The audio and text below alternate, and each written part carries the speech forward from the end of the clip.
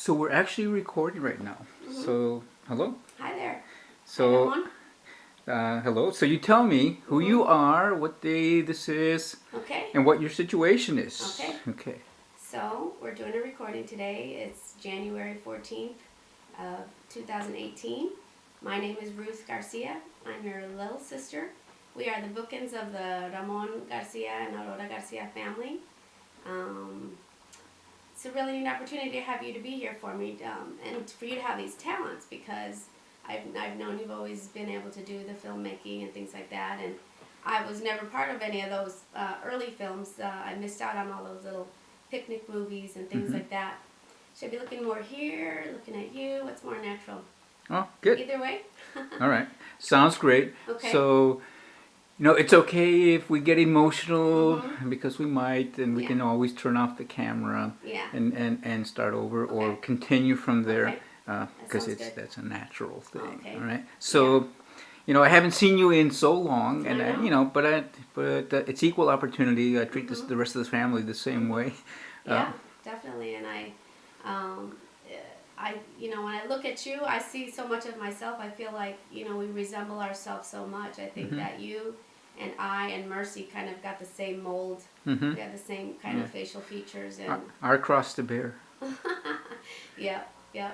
So, All right. So, but first of all, hmm the bad part of it. So, yeah. what's your situation right now? So I am here because I have been since 2008. I was diagnosed with breast cancer here while we were living in Dallas.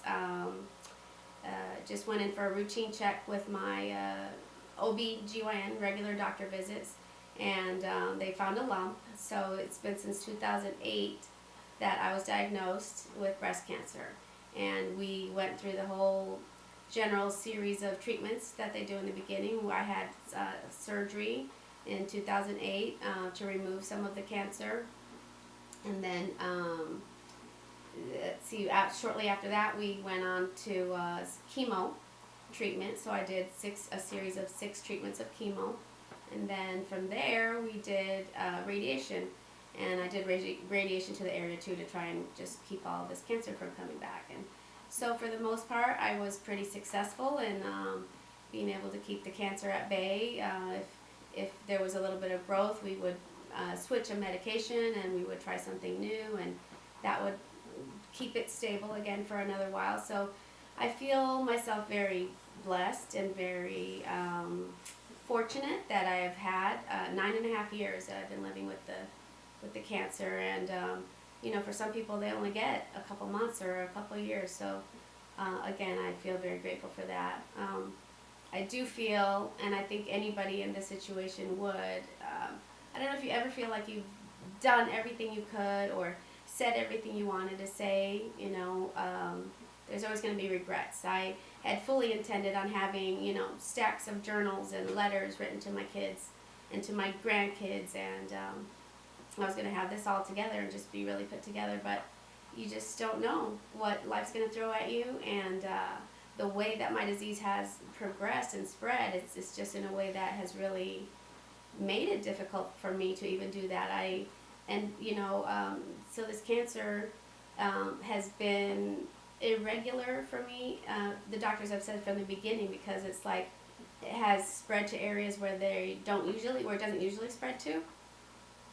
So I ended up the cancer going to first one of my ovaries, and so we did a complete hysterectomy, and that took care of it for a while. And then the next place it wound up was in my spine. So they found a couple spots in my spine, and even all the way up to my skull. So it was involving really just the bone is where it had gone, and then.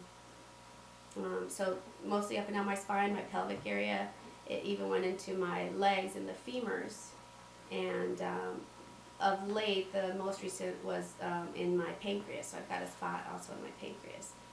But the one that has caused me the most problem is this whole spine issue, because so my hands are just like very numb and tingly. I have very little use of my left hand, but it's there, other than the fact that I'm right-handed, so it makes it difficult for me. There was a time when I couldn't even hold I've got this little funky pen I use that helps me to write with, but even then I was not even able to grip that very well. But that's come back a little bit, so I feel like, okay, I've got a little bit left in my hands. I can maybe still scribble out some letters to my kids and my grandkids and my husband.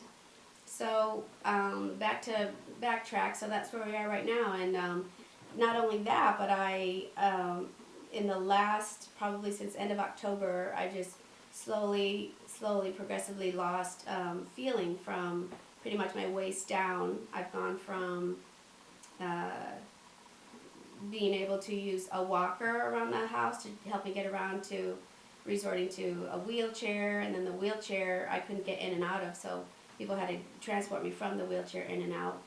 And then I couldn't even get into my own bed after that, so it's like every day I can tell a little bit less. I feel a little bit more tingling, a little more numbness, a little bit less feeling. And that's a little bit scary because I'm like, I don't know how this is all going to end, but I feel, is there going to come a point where I can't even breathe anymore because I can't, move my rib cage or something? I mean, nobody's been able to give me any answer, so really it's just kind of up in the air, and we're taking each day as it comes.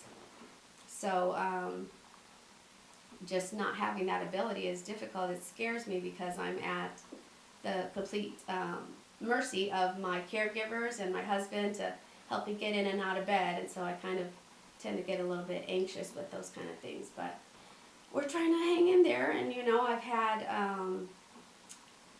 very grateful that it kind of coincided with this the holidays, that we had all of my kids here for Christmas, and we were able to have all of our favorite family traditions that we normally do, and all kids under one roof. We've had a lot of fun, a lot of laughs, and I think for the most part the kids have been very what's the word? They're at peace with it. It's not like we've not known about this. We've known about it for quite a long time, so that has helped. So many people don't have that opportunity to say a final goodbye or a final farewell to their loved ones, and so that's a unique opportunity for me, is to be able to say a few more words to those that I love so much and those that mean so much to me. Yeah,